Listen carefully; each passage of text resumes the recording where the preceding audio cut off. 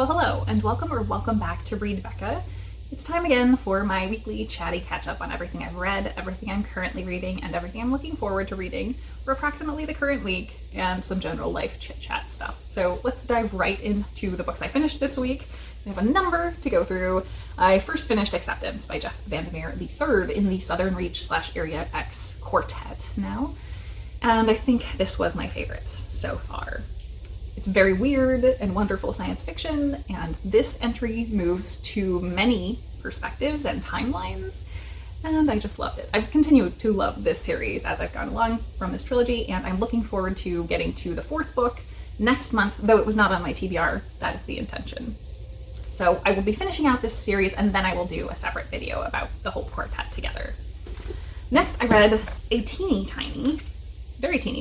This is about 45 pages, and this is The Carrier Bag Theory of Fiction, written by Ursula LeGuin, and this contains a preface from the publishers and introduction by Donna Haraway, and also the essay in about 45 pages. So none of those things are very long, but they are very substantive, and I really just enjoyed sort of lingering in the thoughts that were being conveyed throughout. So LeGuin certainly has a strong anthropological background and parentage.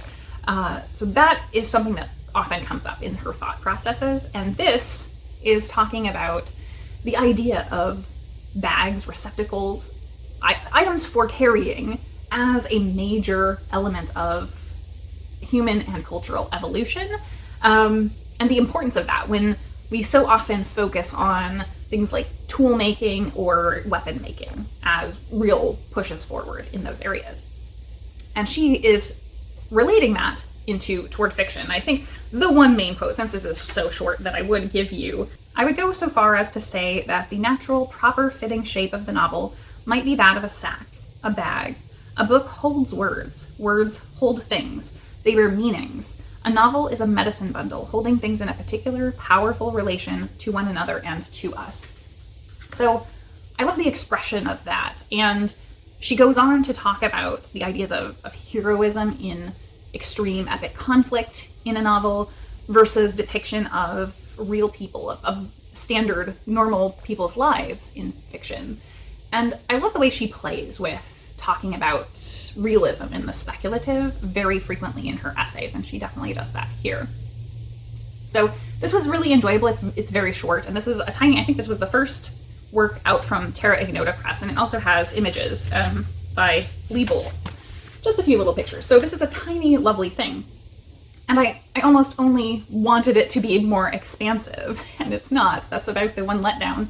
However, I also was kind of coming at this backward from an expansion on this idea, on this thought, from a video done by someone here on BookTube, Self-Righteousness, who does mainly, I would say, video essays, but is a booktuber as well, and infrequent poster. But the latest video from the channel was on the Carrier Bag Theory of Fiction. And so I was coming from that, and that inspired me to pick this up, and it was fantastic. So heartily recommend you also check out that video too. I will link that in my recommendations down below. And then the third thing I finished for the week was Echo by Pam Munoz Ryan, and actually all 5 stars this week, all of them. So it was a great reading week. This one I picked up because it was on Berna's Bookish Adventures favorites, top 5 of last year. And this was so good. And this was not published last year. This was published in 2015, I think. 2015. But this is such a gorgeous object. It's very pretty as a book. It's got really beautiful pages in the early pages. It's got some small illustrations. And I also hybrid read this with the audio, and I wholeheartedly recommend you do that because this is a very, very musical book. And it's really important or additive that the music plays throughout the novel in the audio.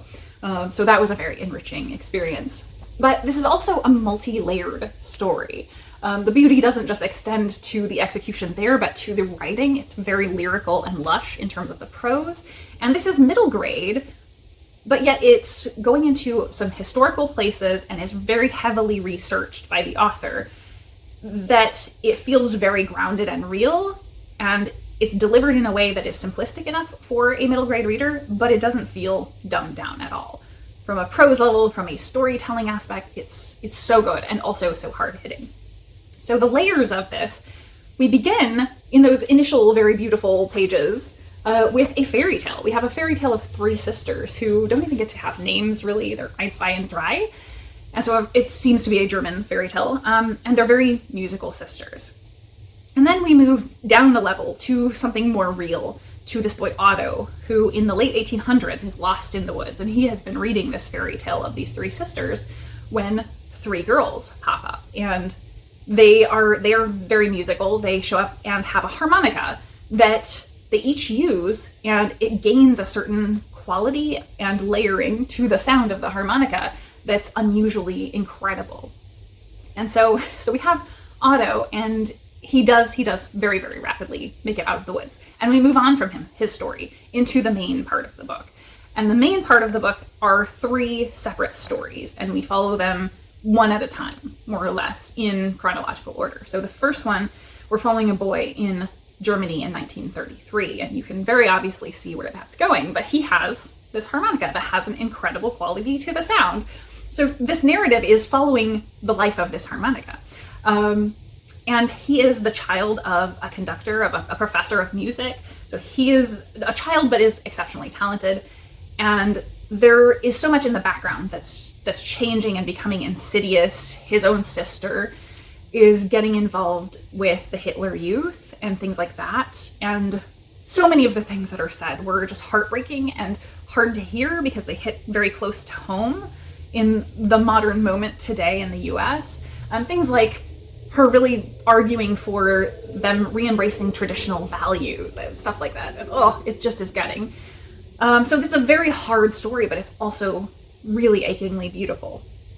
So we hear this story through 1933, and then things are just continually getting worse, and then we stop. And we move on to Philadelphia in 1935, I think. It was either 35 or 37. A few years later, we're in Philadelphia with two orphan boys who live at a not-so-great orphanage. Their parents both died, and they lived with their grandmother, who was also a music teacher. And so they're very musical and incredibly talented. And they have become obsessed with these harmonica bands that will take in orphans to travel around and house them. And they think that's sort of their way out. And so they're trying to get hold of a harmonica so they can do this. And of course, it comes into their hands that they have this harmonica that's incredibly special and unique. And we are also following their story as, they have hopes and also fears about their life as orphans. And then we progress to 1942 in California, and we're with a Mexican-American girl who is facing some real struggles in that time in 1942 with both her own identity as a Mexican-American being very suppressed, segregation, but also because she's a minority and she is somewhat connected with minority groups in her life, she has neighbors and friends who are impacted by the Japanese internment. So this is immediately after Pearl Harbor, and she is processing that. Her older brother has decided to go away to war very early in her story, even though they are also facing discrimination from their own country. He has decided to serve, and they have great pride in his service for the country. And so there's a lot of density there for a young children's book, but it really delivers on that in a way that you can understand the perspective of this young child, and you really feel it. You can get it at that age level, but it also delivers in a story for adults as well. And Ivy, this young girl, is going to a segregated school, but having finally the opportunity to join a school orchestra, and she loves music, but the only instrument she's ever played is, surprise, the harmonica. And she's incredibly, incredibly talented at it, and this gives her opportunity. So we weave through those stories individually, one at a time, and then the narrative is wonderful because at the end, it caps off each of those stories very rapidly, bringing them all together and connecting the life of this harmonica, really. I really, really love this. I am so glad Myrna had it on her list, so I prioritized getting to it because I've seen no one else talk about this, but this was just a phenomenal, phenomenal work of middle grade fiction that I would pretty heartily recommend to just about anyone. Really, really well worth the read. Great history, lush prose, just a beautiful work of fiction. And very heavily researched. So there's a lengthy note about all of the harmonica research and different groups of that time that were going on that the author talks about at the end. So yeah, really, really interesting history that I never would have even thought of. And I'm a very musical person, so I really appreciated this one. So those are the things I finished this week. Then, what's ongoing, I'm almost finished with Alien Nation, edited by Sofia Stefanovic. This is my library treasure hunt book. So I will certainly have a separate individual book video out once I finish this one up. And since I finished Echo on audio, I started making money on audio. A reread for me as I'm going through the Moist von Lipwig subseries, and my in-person book club book is 5th season. I'm very excited to finally be getting to this. I've wanted to for so long, and I just never do. And I really needed to make some serious headway on this weekend, and I really failed at it. So hopefully I will be able to get through this ahead of our meeting next weekend. But very excited to finally be getting to this because everyone raves about it, and I am expecting to love it. That should be it for the books for this week, though I'm feeling like I'm forgetting something already. If I am, I'll talk about it next week. So on to watching stuff. I have been watching much more than I've been reading recently, but I didn't finish any series. I did watch 2 movies though, kind of, in that they're the same movie. So I watched both the 2020 and the 1940 adaptation of Rebecca. So if you're new here, I only just recently read Rebecca for the first time at the end of last year, and I loved it, as everyone does, basically. So it was really interesting to go into both of these movies and see the significant differences there between the movies and between the movies and the story in the book.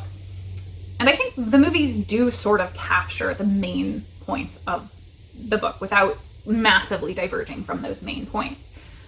But the deliveries were really, really different. And in both cases, I would say, they kind of looked down on the viewer, I think. They really dumbed it down and removed a lot of the nuance and complexity, especially to Maxim de Winter's character.